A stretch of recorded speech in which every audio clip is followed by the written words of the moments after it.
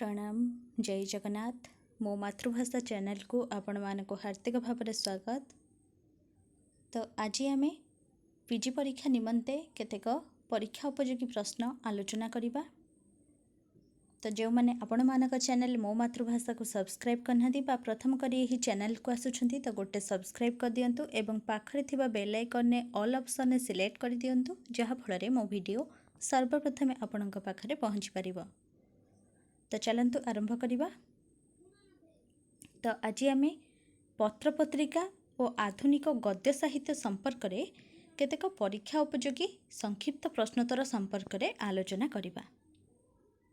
तो first question हेउछि ख्रीष्टियान पाद्री माने केबे कटक रे मिशन प्रेस स्थापन कले? 1837 मसीहारे। परवर्ती प्रश्न हेउछि पाद्री माने मिशन प्रेस रु 1849 मसीहारे केउ ओडिया पत्रिका प्रकाश करिथिले? ज्ञानारूण ओडिया पत्रिका प्रकाश करिथिले। परवर्ती प्रश्न हेउछि ज्ञानारूण पत्रिका काहीकि प्रकाश करा जाइथिला? ख्रीष्ट धर्म प्रचार पाई ज्ञानारूण पत्रिका प्रकाश करा जाइथिला। कर्मयोगी किए? कर्मयोगी हेउछंती गौरीशंकर राय। परवर्ती प्रश्न हेउछि किए कटक प्रिंटिंग कंपनी स्थापन कले? गौरीशंकर राय कटक प्रिंटिंग कंपनी स्थापन कले। कर्मयोगी गौरीशंकर केबे उत्कल दर्पण नामक मासिक साहित्य पत्रिका प्रकाश कले? 1873 मसीहारे।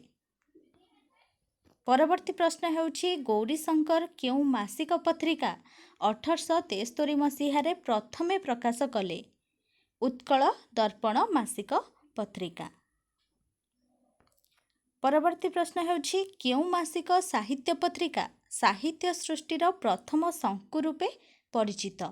उत्कल दर्पण साहित्य पत्रिका साहित्य सृष्टिर प्रथम शंकु रूपे परिचित। ओडिया भाषार प्रथम पत्रिकार नाम कौन? ओडिया भाषार प्रथम पत्रिकार नाम ज्ञानारूण।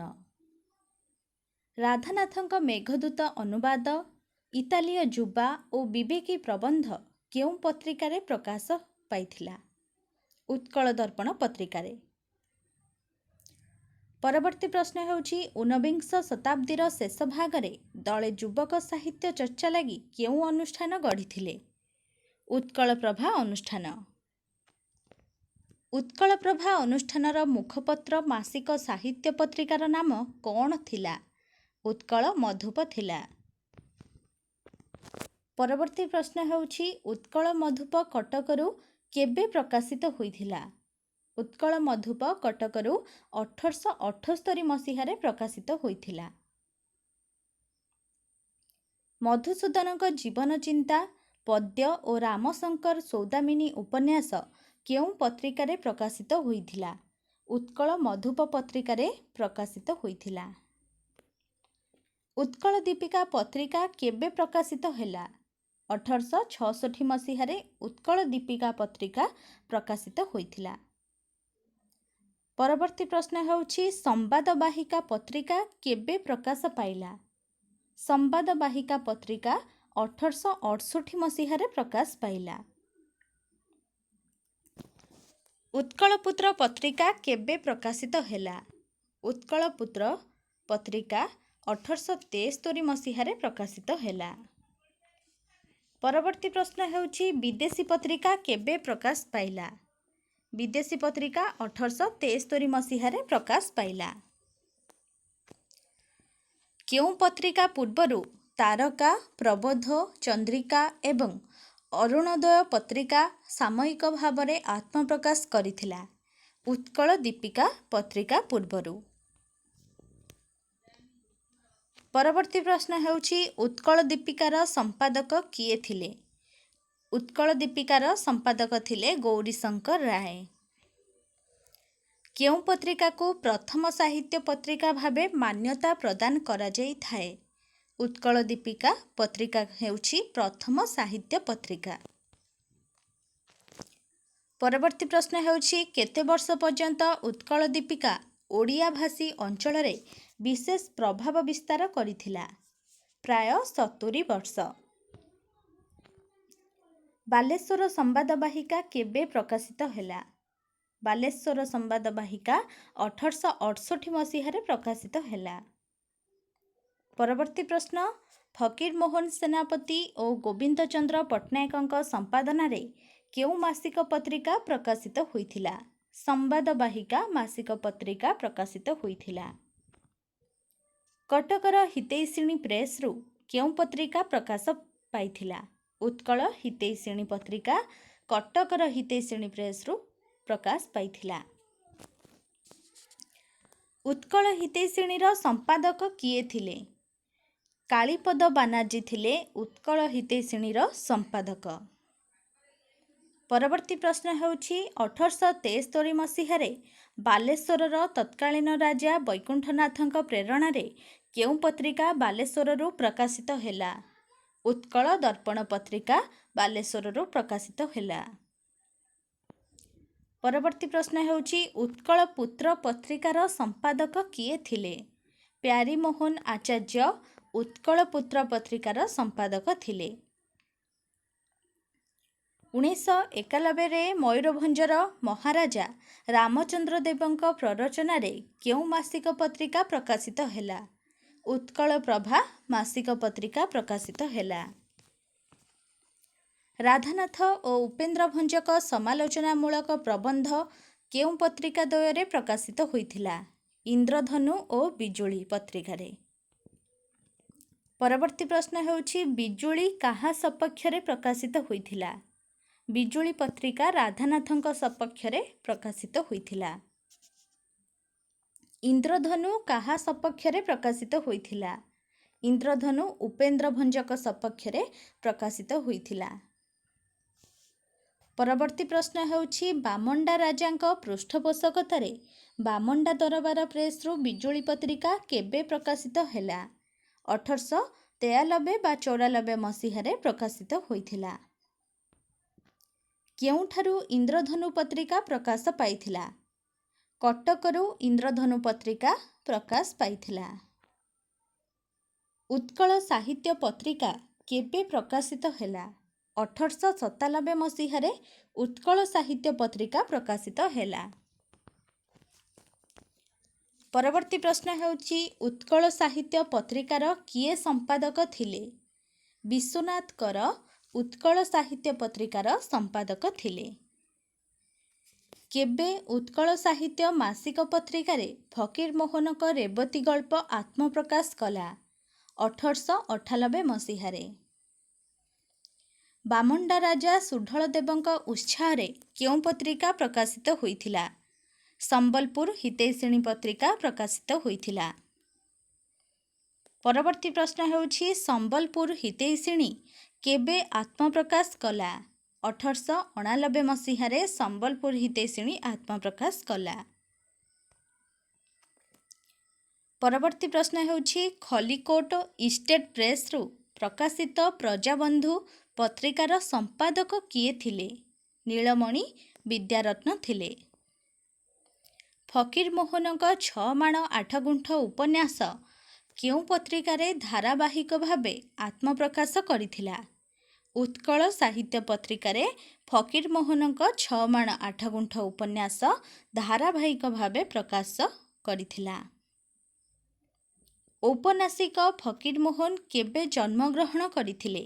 1843 ମସିହାରେ। ପରବର୍ତ୍ତୀ ପ୍ରଶ୍ନ ହେଉଛି କଥାକାର ଫକୀରମୋହନ କେବେ ମୃତ୍ୟୁବରଣ କରିଥିଲେ? 1918 ମସିହାରେ। କେଉଁଟି ଫକୀରମୋହନଙ୍କ କବିତା ନୁହେଁ? ଶେଫାଳୀ ପ୍ରତି ଫକୀରମୋହନଙ୍କ କବିତା ନୁହେଁ। ପରବର୍ତ୍ତୀ ପ୍ରଶ୍ନ ହେଉଛି 1892 ମସିହାରେ ଫକୀରମୋହନ ରଚନା କରିଥିବା ଉତ୍କଳ ଭ୍ରମଣ କେଉଁ ପ୍ରକାର ଗ୍ରନ୍ଥ? ତାହା ହେଉଛି ଦୀର୍ଘ ପଦ୍ୟ ଗ୍ରନ୍ଥ। ଫକୀରମୋହନ କେଉଁ ମସିହାରୁ କେଉଁ ମସିହା ମଧ୍ୟରେ ଉପନ୍ୟାସ ରଚନା କରିଥିଲେ? 1894ରୁ 1915 ମସିହା ମଧ୍ୟରେ ଉପନ୍ୟାସ ରଚନା କରିଥିଲେ। परवर्ती प्रश्न ହେଉଛି ଫକୀରମୋହନଙ୍କ ଜୀବନର ଶେଷ 21 ବର୍ଷ ମଧ୍ୟରେ କେତେ ଖଣ୍ଡ ଉପନ୍ୟାସ ରଚନା କରିଥିଲେ? 4 ଗୋଟି ଉପନ୍ୟାସ ରଚନା କରିଥିଲେ। ଫକୀରମୋହନଙ୍କ ପ୍ରଥମ ସାର୍ଥକ କ୍ଷୁଦ୍ର ଗଳ୍ପର ନାମ କ'ଣ? ଫକୀରମୋହନଙ୍କ ପ୍ରଥମ କ୍ଷୁଦ୍ର ଗଳ୍ପର ନାମ ହେଉଛି ରେବତୀ। ଫକୀରମୋହନଙ୍କ ରେବତୀ ଗଳ୍ପ କେଉଁ ପତ୍ରିକାରେ ପ୍ରକାଶିତ ହୋଇଥିଲା? ଉତ୍କଳ ସାହିତ୍ୟ ପତ୍ରିକାରେ ପ୍ରକାଶିତ ହୋଇଥିଲା। ଫକୀରମୋହନଙ୍କ ପ୍ରଥମ ଉପନ୍ୟାସର ନାମ କ'ଣ? 6 ମାଣ 8 ଗୁଣ୍ଠ ଉପନ୍ୟାସ। ପରବର୍ତ୍ତୀ ପ୍ରଶ୍ନ ହେଉଛି ଫକୀରମୋହନଙ୍କ କେଉଁ ଉପନ୍ୟାସ ଧାରାବାହିକ ଭାବେ ଉତ୍କଳ ସାହିତ୍ୟ ପତ୍ରିକାରେ ପ୍ରକାଶିତ ହୋଇଥିଲା? 6 ମାଣ 8 ଗୁଣ୍ଠ ଉପନ୍ୟାସ। କେଉଁଟି ଫକୀରମୋହନଙ୍କ ରଚନା? ମାଟିର ମଣିଷ, ଅର୍ଦ୍ଧ ଶତାବ୍ଦୀର ଓଡ଼ିଶା, ଆତ୍ମଜୀବନ ଚରିତ, ପୁରୀ ମନ୍ଦିର। ତ ଆତ୍ମଜୀବନ ଚରିତ ହେଉଛି ଫକୀରମୋହନଙ୍କ ରଚନା। କେଉଁଟି ଫକୀରମୋହନଙ୍କ ରଚନା ନୁହେଁ? 6 ମାଣ 8 ଗୁଣ୍ଠ, ମାଟିମଟାଳ, ମାମୁଁ, ପ୍ରାୟଶ୍ଚିତ। ତ ମାଟିମଟାଳ ଫକୀରମୋହନଙ୍କ ରଚନା ନୁହେଁ। ପରବର୍ତ୍ତୀ ପ୍ରଶ୍ନ ହେଉଛି କାଳିନ୍ଦୀଚରଣ ପାଣିଗ୍ରାହୀ କେବେ ଜନ୍ମଗ୍ରହଣ କରିଥିଲେ? କାଳିନ୍ଦୀଚରଣ ପାଣିଗ୍ରାହୀ 1901 ମସିହାରେ ଜନ୍ମଗ୍ରହଣ କରିଥିଲେ। ଔପନ୍ୟାସିକ କାଳିନ୍ଦୀଚରଣ କେବେ ମୃତ୍ୟୁବରଣ କରିଥିଲେ? 1991 ମସିହାରେ କାଳିନ୍ଦୀଚରଣ ମୃତ୍ୟୁବରଣ କରିଥିଲେ। ପରବର୍ତ୍ତୀ ପ୍ରଶ୍ନ ହେଉଛି ଔପନ୍ୟାସିକ କାଳିନ୍ଦୀଚରଣଙ୍କ ଜନ୍ମ ପୁରୀ ଜିଲ୍ଲାର କେଉଁ ଶାସନରେ ଥିଲା? ପୁରୀ ଜିଲ୍ଲାର ବିଶ୍ୱନାଥପୁର ଶାସନରେ ଥିଲା। ସବୁଜ ଗୋଷ୍ଠୀର ମୁଖପତ୍ର ନାମ କ'ଣ ଥିଲା? ସବୁଜ ଗୋଷ୍ଠୀର ମୁଖପତ୍ର ନାମ ଥିଲା ଯୁଗବୀଣା। ପରବର୍ତ୍ତୀ ପ୍ରଶ୍ନ ହେଉଛି ଔପନ୍ୟାସିକ କାଳିନ୍ଦୀଚରଣଙ୍କର କେତେ ଗୋଟି ଉପନ୍ୟାସ ରହିଛି? କାଳିନ୍ଦୀଚରଣଙ୍କର 5 ଗୋଟି ଉପନ୍ୟାସ ରହିଛି। କାଳିନ୍ଦୀଚରଣଙ୍କ ଶ୍ରେଷ୍ଠ ଉପନ୍ୟାସଟିର ନାମ କ'ଣ? ମାଟିର ମଣିଷ ଉପନ୍ୟାସ କାଳିନ୍ଦୀଚରଣଙ୍କ ଶ୍ରେଷ୍ଠ ଉପନ୍ୟାସ। ପରବର୍ତ୍ତୀ ପ୍ରଶ୍ନ ହେଉଛି କେଉଁ ରଚନାଟି ଔପନ୍ୟାସିକ କାଳିନ୍ଦୀଚରଣଙ୍କର ନୁହେଁ? ଅମରଚିତା, ମାଟିର ମଣିଷ, ଲୁହାର ମଣିଷ, ଦାନାପାଣି। ତ ଅମରଚିତା, ମାଟିର ମଣିଷ, ଲୁହାର ମଣିଷ ହେଉଛି କାଳିନ୍ଦୀଚରଣଙ୍କର। ଦାନାପାଣି ଉପନ୍ୟାସ ହେଉଛି ଗୋପୀନାଥ ମହାନ୍ତିଙ୍କର। ତେଣୁ ଦାନାପାଣି ଔପନ୍ୟାସିକ କାଳିନ୍ଦୀଚରଣଙ୍କର ନୁହେଁ। ପରବର୍ତ୍ତୀ ପ୍ରଶ୍ନ ହେଉଛି ଔପନ୍ୟାସିକ କାହ୍ନୁଚରଣ ମହାନ୍ତି କେତେ ଖଣ୍ଡ ଉପନ୍ୟାସର ସ୍ରଷ୍ଟା? 60 ଗୋଟି ଉପନ୍ୟାସର ସ୍ରଷ୍ଟା। ପରବର୍ତ୍ତୀ ପ୍ରଶ୍ନ ହେଉଛି କାହ୍ନୁଚରଣ ମହାନ୍ତି କେବେ ଜନ୍ମଗ୍ରହଣ କରିଥିଲେ? କାହ୍ନୁଚରଣ ମହାନ୍ତି 1906 ମସିହାରେ ଜନ୍ମଗ୍ରହଣ କରିଥିଲେ। କାହ୍ନୁଚରଣ ମହାନ୍ତି କେବେ ଇହଲୀଳା ସମ୍ବରଣ କରିଥିଲେ? 1994 ମସିହାରେ ଇହଲୀଳା ସମ୍ବରଣ କରିଥିଲେ। ପରବର୍ତ୍ତୀ ପ୍ରଶ୍ନ ହେଉଛି ଔପନ୍ୟାସିକ କାହ୍ନୁଚରଣ ମହାନ୍ତିଙ୍କ ପ୍ରଥମ ଉପନ୍ୟାସ ନାମ କ'ଣ? ତ ପ୍ରଥମ ଉପନ୍ୟାସର ନାମ ହେଉଛି ପଳାତକ। ପରବର୍ତ୍ତୀ ପ୍ରଶ୍ନ ହେଉଛି କାହ୍ନୁଚରଣଙ୍କ ପ୍ରଥମ ଉପନ୍ୟାସ କେବେ ପ୍ରକାଶିତ ହୋଇଥିଲା? 1930 ମସିହାରେ ପ୍ରକାଶିତ ହୋଇଥିଲା। କେଉଁଟି କାହ୍ନୁଚରଣଙ୍କର ଉପନ୍ୟାସ ନୁହେଁ? ତନ୍ତ୍ରିକାର କାହ୍ନୁଚରଣଙ୍କର ଉପନ୍ୟାସ ନୁହେଁ। କେଉଁଟି କାହ୍ନୁଚରଣଙ୍କର ଉପନ୍ୟାସ ନୁହେଁ? ଲୟ ବିଲୟ, ତମସାତୀରେ, ବାଲିରାଜା, ଅଙ୍ଗନା। ତ ଲୟ ବିଲୟ ନୁହେଁ। ଔପନ୍ୟାସିକ ଗୋପୀନାଥ ମହାନ୍ତି କେଉଁ ମସିହାରୁ କେଉଁ ମସିହା ଯାଏ ଜୀବିତ ଥିଲେ? 1914ରୁ 1991 ମସିହା ଯାଏ ଜୀବିତ ଥିଲେ। ପରବର୍ତ୍ତୀ ପ୍ରଶ୍ନ ହେଉଛି ଓଡ଼ିଆ ଭାଷା ସାହିତ୍ୟର ପ୍ରଥମ ଜ୍ଞାନପୀଠ ପୁରସ୍କାର ବିଜେତା କିଏ? ଗୋପୀନାଥ ମହାନ୍ତି ପ୍ରଥମ ଜ୍ଞାନପୀଠ ପୁରସ୍କାର ବିଜେତା। ଗୋପୀନାଥ ମହାନ୍ତିଙ୍କ ଅମୃତର ସନ୍ତାନ କେବେ ପ୍ରକାଶିତ ହୋଇଥିଲା? 1949 ମସିହାରେ। ପରବର୍ତ୍ତୀ ପ୍ରଶ୍ନ ହେଉଛି ଗୋପୀନାଥ ମହାନ୍ତିଙ୍କ ମାଟିମଟାଳ କେବେ ପ୍ରକାଶିତ ହେଲା? 1964 ମସିହାରେ। ଗୋପୀନାଥ ମହାନ୍ତିଙ୍କ କେଉଁ ଉପନ୍ୟାସ 1940 ମସିହାରେ ଆଲୋକକୁ ଆସିଲା? ମନଗହୀରର ଚାଷ। परवर्ती प्रश्न हेउछि केउंटी गोपीनाथ महांतीଙ୍କ शेष उपन्यास। दिग दिहुडी हेउछि गोपीनाथ महांतीଙ୍କ शेष उपन्यास। केउंटी गोपीनाथ महांतीଙ୍କର उपन्यास नुहे।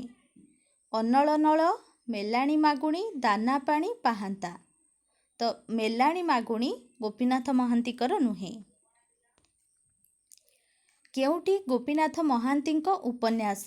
ଅଭିନେତ୍ରୀ, ନୀଳଶୈଳ, ଦୁଇପତ୍ର, ଅଙ୍ଗନା। ତ ଦୁଇପତ୍ର ହେଉଛି ଗୋପୀନାଥ ମହାନ୍ତିଙ୍କ ଉପନ୍ୟାସ। ପରବର୍ତ୍ତୀ ପ୍ରଶ୍ନ ହେଉଛି ଔପନ୍ୟାସିକ ସୁରେନ୍ଦ୍ର ମହାନ୍ତି କେବେ ମୃତ୍ୟୁବରଣ କଲେ? 1990 ମସିହାରେ ସୁରେନ୍ଦ୍ର ମହାନ୍ତି ମୃତ୍ୟୁବରଣ କଲେ। ଔପନ୍ୟାସିକ ସୁରେନ୍ଦ୍ର ମହାନ୍ତି କେଉଁ ଉପନ୍ୟାସର କ୍ରାନ୍ତିକାରୀ ସ୍ରଷ୍ଟା? ନୀଳଶୈଳ ଉପନ୍ୟାସର କ୍ରାନ୍ତିକାରୀ ସ୍ରଷ୍ଟା। ପରବର୍ତ୍ତୀ ପ୍ରଶ୍ନ ହେଉଛି 1987 ମସିହାରେ କେଉଁ ପତ୍ରିକାରେ ସୁରେନ୍ଦ୍ର ମହାନ୍ତିଙ୍କ ଫଟାମାଟି ଶୀର୍ଷକ ଧାରାବାହିକ ଉପନ୍ୟାସ ପ୍ରକାଶିତ ହୋଇଛି? ତ କଥା।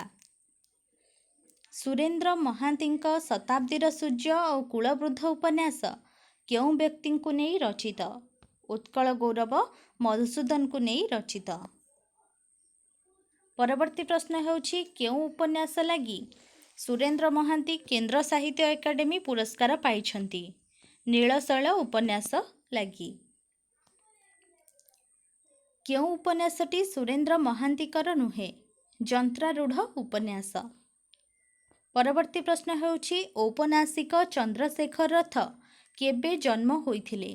1929 ମସିହାରେ ଜନ୍ମ ହୋଇଥିଲେ। ଚନ୍ଦ୍ରଶେଖର ରଥଙ୍କ କେଉଁ ଉପନ୍ୟାସରେ ମଣିଷର ବାହ୍ୟ ଜଗତ ଓ ଅନ୍ତର୍ଜଗତ କଥା କୁହାଯାଇଛି? ଯନ୍ତ୍ରାରୂଢ଼ ଉପନ୍ୟାସରେ। ପରବର୍ତ୍ତୀ ପ୍ରଶ୍ନ ହେଉଛି କେଉଁଟି ଚନ୍ଦ୍ରଶେଖରଙ୍କ ଉପନ୍ୟାସ ନୁହେଁ? ଦୃଷ୍ଟି ଓ ଦର୍ଶନ ଚନ୍ଦ୍ରଶେଖରଙ୍କ ଉପନ୍ୟାସ ନୁହେଁ। ଔପନ୍ୟାସିକ ବିଭୂତି ପଟ୍ଟନାୟକ କେବେ ଜନ୍ମଗ୍ରହଣ କରିଥିଲେ? 1939 ମସିହାରେ ଜନ୍ମଗ୍ରହଣ କରିଥିଲେ। ପରବର୍ତ୍ତୀ ପ୍ରଶ୍ନ ହେଉଛି କେଉଁ ରଚନାଟି ବିଭୂତି ପଟ୍ଟନାୟକଙ୍କର ଉପନ୍ୟାସ ନୁହେଁ? ସାମ୍ପ୍ରତିକ ସାହିତ୍ୟ ବିଭୂତି ପଟ୍ଟନାୟକଙ୍କର ଉପନ୍ୟାସ ନୁହେଁ। କେଉଁଟି ଔପନ୍ୟାସିକ ବିଭୂତି ପଟ୍ଟନାୟକଙ୍କ ଉପନ୍ୟାସ ନୁହେଁ? ଦୁର୍ବାର ବିଭୂତି ପଟ୍ଟନାୟକଙ୍କ ଉପନ୍ୟାସ ନୁହେଁ। ପରପୁରୁଷ ଉପନ୍ୟାସର ରଚୟିତା କିଏ? ପରପୁରୁଷ ଉପନ୍ୟାସର ରଚୟିତା ବିଭୂତି ପଟ୍ଟନାୟକ। ପରବର୍ତ୍ତୀ ପ୍ରଶ୍ନ ହେଉଛି ଶାନ୍ତନୁ କୁମାର ଆଚାର୍ଯ୍ୟଙ୍କ ଜନ୍ମ ମସିହା କେବେ? 1933 ମସିହାରେ। ମନମର୍ମର, ଦୁର୍ବାର, ନରକିନ୍ନର, ଶତାବ୍ଦୀର ନଚିକେତା ଉପନ୍ୟାସ କାହାର? ଶାନ୍ତନୁ ଆଚାର୍ଯ୍ୟଙ୍କର। କେଉଁଟି ଶାନ୍ତନୁ କୁମାର ଆଚାର୍ଯ୍ୟଙ୍କର ନୁହେଁ? ପ୍ରେମ ଓ ପୃଥିବୀ ଶାନ୍ତନୁ କୁମାର ଆଚାର୍ଯ୍ୟଙ୍କର ନୁହେଁ। ଶାନ୍ତନୁ ଆଚାର୍ଯ୍ୟ କେଉଁ ପୁସ୍ତକ ପାଇଁ ଓଡ଼ିଶା ସାହିତ୍ୟ ଏକାଡେମୀ ପୁରସ୍କାର ଲାଭ କରିଛନ୍ତି? ନରକିନ୍ନର ଉପନ୍ୟାସ ପାଇଁ। ପରବର୍ତ୍ତୀ ପ୍ରଶ୍ନ ହେଉଛି ଶ୍ରେଷ୍ଠ ଔପନ୍ୟାସିକ ଭାବେ ଶାନ୍ତନୁ ଆଚାର୍ଯ୍ୟ କେଉଁ ପୁରସ୍କାର ପାଇଛନ୍ତି? ସାହିତ୍ୟ ଭାରତୀ ସମ୍ମାନ ପୁରସ୍କାର ପାଇଛନ୍ତି। ଶାନ୍ତନୁ ଆଚାର୍ଯ୍ୟଙ୍କର ଅଣ ଉପନ୍ୟାସଟିର ନାମ କ'ଣ? ତିନୋଟି ରାତିର ସକାଳ।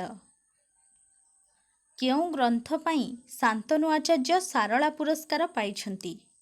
ଶକୁନ୍ତଳା ପାଇଁ ଶାନ୍ତନୁ ଆଚାର୍ଯ୍ୟ ସାରଳା ପୁରସ୍କାର ପାଇଛନ୍ତି। ଔପନ୍ୟାସିକା ପ୍ରତିଭା ରାୟଙ୍କ ଜନ୍ମ କେବେ? 1943 ମସିହାରେ। କେଉଁ ଗ୍ରନ୍ଥ ପାଇଁ ପ୍ରତିଭା ରାୟ ସାରଳା ପୁରସ୍କାର ପାଇଛନ୍ତି? ଯାଜ୍ଞସେନୀ। ପ୍ରତିଭା ରାୟ କେବେ ସାରଳା ପୁରସ୍କାର ପାଇଥିଲେ? 1990 ମସିହାରେ। ପରବର୍ତ୍ତୀ ପ୍ରଶ୍ନ ହେଉଛି ପ୍ରତିଭା ରାୟ ଶ୍ରେଷ୍ଠ ଗାଳ୍ପିକ ହିସାବରେ 2000 ମସିହାରେ କେଉଁ ପୁରସ୍କାର ପାଇଥିଲେ? କେନ୍ଦ୍ର ସାହିତ୍ୟ ଏକାଡେମୀ ପୁରସ୍କାର ପାଇଥିଲେ। କେଉଁଥିପାଇଁ ପ୍ରତିଭା ରାୟ 2011 ମସିହାରେ ଜ୍ଞାନପୀଠ ପୁରସ୍କାର ପାଇଥିଲେ? ସାମଗ୍ରିକ କୃତି ପାଇଁ ପାଇଥିଲେ। ପ୍ରତିଭା ରାୟ କେବେ ଜ୍ଞାନପୀଠ ପୁରସ୍କାର ପାଇଥିଲେ? ପ୍ରତିଭା ରାୟ 2011 ମସିହାରେ ଜ୍ଞାନପୀଠ ପୁରସ୍କାର ପାଇଥିଲେ। ପରବର୍ତ୍ତୀ ପ୍ରଶ୍ନ କେଉଁଟି ପ୍ରତିଭା ରାୟଙ୍କ ରଚନା ନୁହେଁ? ନରକିନ୍ନର ପ୍ରତିଭା ରାୟଙ୍କ ରଚନା ନୁହେଁ।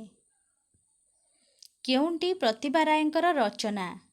ଉତ୍ତର ମାର୍ଗ ପ୍ରତିଭା ରାୟଙ୍କର ରଚନା। ଗାଳ୍ପିକ ଫକୀରମୋହନ ଜୀବନ କାଳ ମଧ୍ୟରେ କେତୋଟି ଗଳ୍ପ ଲେଖିଛନ୍ତି? ଫକୀରମୋହନ ସେନାପତି 20ଟି ଗଳ୍ପ ଲେଖିଛନ୍ତି। ଫକୀରମୋହନଙ୍କ ପ୍ରଥମ ଗଳ୍ପ ରେବତୀରେ କେଉଁ ଚେତନା ରହିଅଛି? ନାରୀ ଶିକ୍ଷାର ଚେତନା ସମ୍ପର୍କରେ ଗଳ୍ପଟି ରଚିତ। ପରବର୍ତ୍ତୀ ପ୍ରଶ୍ନ, ଫକୀରମୋହନଙ୍କ ରାଣ୍ଡି ପୁଅ ଅନନ୍ତା ଗଳ୍ପରେ ଅନନ୍ତା ଚରିତ୍ରର କେଉଁ ଦିଗ ଉଦ୍ଘାଟନ କରାଯାଇଛି? ତ ଆସୁରିକ ଦିଗ ଉଦ୍ଘାଟନ କରାଯାଇଛି। କେଉଁଟି ଫକୀରମୋହନଙ୍କର ରଚନା ନୁହେଁ? ମାଂସର ବିଳାପ ଫକୀରମୋହନଙ୍କ ରଚନା ନୁହେଁ। କେଉଁଟି ଫକୀରମୋହନଙ୍କ ରଚନା? ସଭ୍ୟ ଜମିଦାର ଫକୀରମୋହନଙ୍କ ରଚନା। ଫକୀରମୋହନଙ୍କ ଅଜାନାତି କଥା, ବଗୁଲା ବଗୁଲି, ମୌନା ମୌନି କେଉଁ ପ୍ରକାର ଗଳ୍ପ? ଏକ କାଳ୍ପନିକ ଗଳ୍ପ। ଫକୀରମୋହନଙ୍କ କେଉଁ ଗଳ୍ପରେ ଇଂରେଜ ଶିକ୍ଷାପ୍ରାପ୍ତ ଯୁବକ ମନରେ କୁପ୍ରଭାବ ପକାଇଛି? ଡାକ ମୁନ୍ସି ଗଳ୍ପରେ। ପରବର୍ତ୍ତୀ ପ୍ରଶ୍ନ ହେଉଛି, ଫକୀରମୋହନଙ୍କ ରଚିତ ମାଧ ମହାନ୍ତିଙ୍କ କନ୍ୟାସୁନା ଓ ବୀରେଇ ବିଶାଳ ଗଳ୍ପରେ କେଉଁ ପ୍ରଥା ବର୍ଣ୍ଣିତ? କନ୍ୟାସୁନା ପ୍ରଥା ହିଁ ବର୍ଣ୍ଣିତ ହୋଇଛି। ତ ଏହା ଥିଲା ଆଜିର ପତ୍ରପତ୍ରିକା ଓ ଆଧୁନିକ ଗଦ୍ୟ ସାହିତ୍ୟ ସମ୍ପର୍କରେ କେତେକ ସଂକ୍ଷିପ୍ତ ପ୍ରଶ୍ନୋତ୍ତର ଆଲୋଚନା। ଏବଂ ଏହି ପତ୍ରପତ୍ରିକା ବା ଗଦ୍ୟ ସାହିତ୍ୟ ସମ୍ପର୍କରେ ଅନ୍ୟାନ୍ୟ ସଂକ୍ଷିପ୍ତ ପ୍ରଶ୍ନୋତ୍ତର ମଧ୍ୟ ଅଛି। ପରବର୍ତ୍ତୀ ଭିଡ଼ିଓରେ ଆମେ ଆଲୋଚନା କରିବା। ତ ଭିଡ଼ିଓ ଭଲ ଲାଗିଥିଲେ ଲାଇକ୍ କରିବାକୁ ଆଦୌ ଭୁଲିବେନି ଏବଂ ସାଙ୍ଗମାନଙ୍କୁ ମଧ୍ୟ ସେୟାର କରିଦେବେ, ଯାହାଫଳରେ ସେମାନେ ମଧ୍ୟ ଉପକୃତ ହୋଇପାରିବେ। ତ ରହୁଛି, ସମସ୍ତେ ଭଲରେ ରୁହନ୍ତୁ, ଖୁସିରେ ରୁହନ୍ତୁ। ଧନ୍ୟବାଦ।